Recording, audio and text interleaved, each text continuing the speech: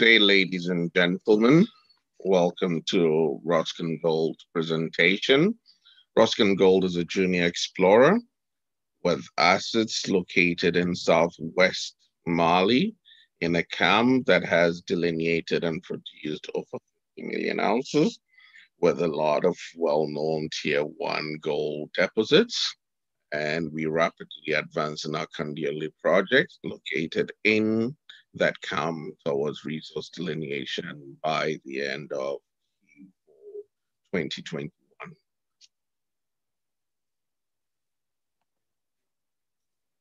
Forward-looking statement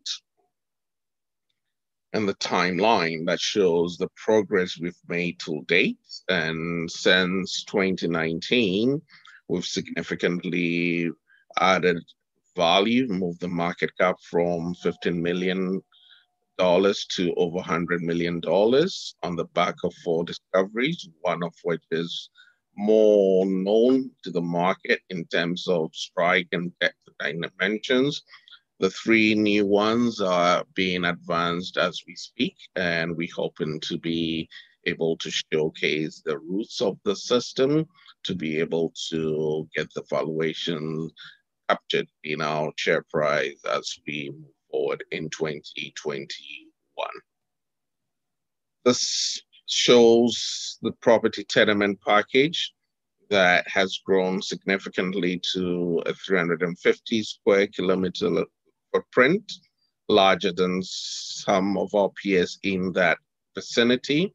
But what's more exciting is this first order structure that we've picked up that traverses most of our tenement packages, and displays of which is yielding a lot of discoveries comparable to the other first order structure that is relatively well known, where you had displays of it yielding the Lulu, which is a plus 10 million ounce discovery, Guancoto a plus 5 million ounce discovery, Fekola plus 8. So clearly significant ounces along a first order structure, and we're hoping to be replicating that on the structure that has seen relatively fewer exploration dollars and so far has shown very good promising targets ready to be advanced. In 2021, we're hoping to move our discoveries towards resource delineation. By 2020, we showcased 10 priority targets, and we managed to convert 4 of these into discoveries. And we followed up with more generative exercises on the land package with the geophysical campaign that has been completed with targets being integrated. And the initial inferences are pointing to conductors that are extending several kilometers into the ground, which showcases the potential for fluid flow much deeper than where we've tested our mineralization to, which is maximum 200 meters that's being revealed publicly. So we think there's a potential to continue to grow these deposits at depth, and the number of more targets that we're picking on surface also points to the scale at which we can multiply the ounce profile on the total tenement package that we've put together. Geophysics has been very important because most of our discoveries have been based on superficial prospecting techniques, and being able to go deeper and figure out structural traps to be able to go deep into and pick some more substantive targets has been the reason why we went on the path of geophysical survey. And we interpreting data. We'll be sharing that to the street. But there's a lot of exciting new targets that are coming out from the exercise. But one thing that for sure is the magnetic signatures or the features that we see on this old geophysics map has shown some good correlation with gold mineralization, like we saw in Mankuki South and we see in Kabaya. And basically, we are definitely going to be following the trends we've sort of accumulated by the acquisition of the Mankuki West tenement to a potential 22 strike length. and further advance the scale of our maiden discovery as we build towards the north. And we also be looking to other new target regions that would be crystallized from the new geophysical survey. So we're excited to have accumulated this land package to keep the trend prominently within our tenement packages. And the new ground we acquired actually shows more extensions of geophysical features into it from the newly completed geophysical survey that has been put to the company. Mankuki South is our maiden discovery, and that's what is well known on the street.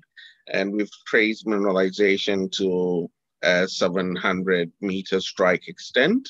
And basically, we see the sinistral offset that got us to acquire the Western Mankuki target. So it gives us the potential to continue to chase this mineralization to the west and north, as you could see from the magnetic signatures that I showed earlier on in the presentation.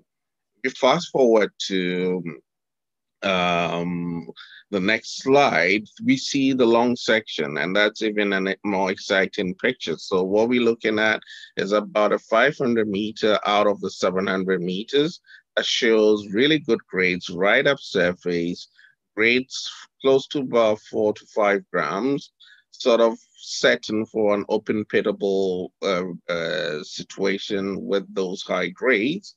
And we see depth of oxidation going as deep as 150 meters in certain areas. So ease of mining, free dig, pointing to a potentially high margin operation as well.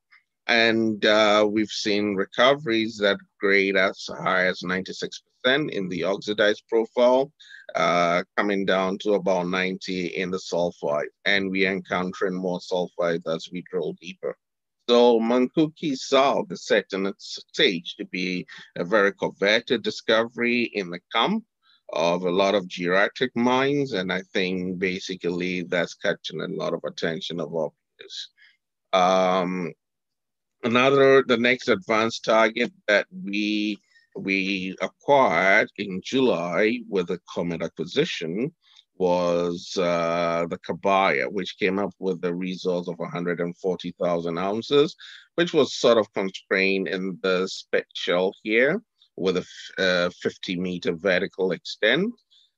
We put 23 holes in this, and each hole had mineralization, and we've been able to extend this mineralization to a depth of about 200 meters right now, vertical.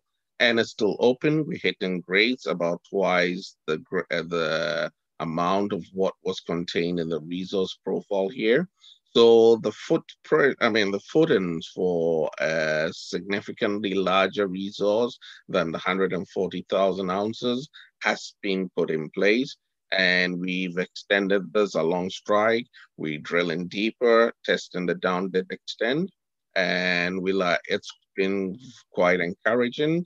And we also encountering about 90% recoveries from both rolls, which is about 10% more than what was used to calculate the resource. So it gives us another lever to significantly add to scale of resource we acquired with this acquisition.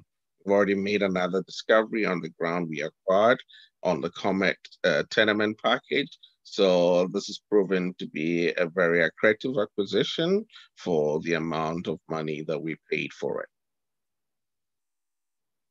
Capital structure, we've been able to get through our warrants overhang and significantly reduced our warrant from almost 100 million warrant out there to down to just about 20. So we've cut it significantly, and the remaining warrants are really held by a lot of friendly hands, and they have been a source of funding for our aggressive campaign in 2020.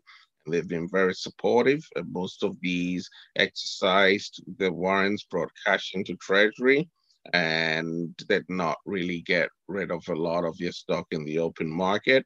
The ones that were disposed of, we were able to attract more significant shareholders onto our registry, giving us an enviable slate of registry that a lot of companies would be dying for. Earlier in this year as well, we've gotten a significant stamp of approval for brokerage houses that have been able to put up some very useful research pieces on us, showing the market the value proposition and how we can continue to add value on the ground by advancing these discoveries we are making on the Kandiole.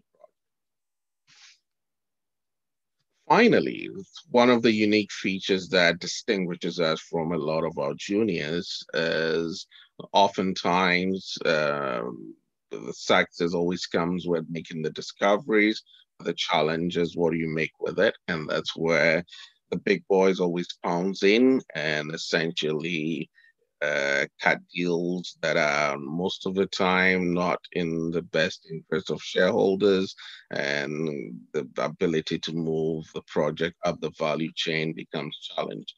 Our board has been really blessed with very accomplished executives who have overseen bigger mining entities, developed several projects from infancy into production quite successfully. So we're very humbled to have the likes of Sesam Donor and Venkat as additions to the board, and these are really accomplished individuals in the mining sectors. And we also are blessed to still have the presence of Greg Eisner, the founder of the company, who was very instrumental to put these very prolific packages together.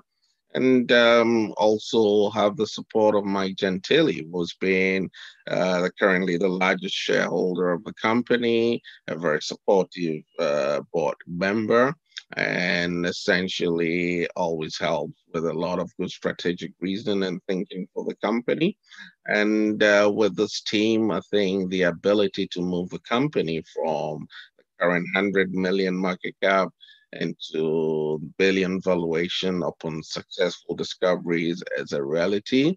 And we encourage more shareholders to come on board, new shareholders on board to enjoy the ride, and existing shareholders to stay put as we continue to roll our sleeves and unlock maximum value for this highly prospective region we have been able to put together. So that's the Roscan story. Thanks for watching and hope you have the best.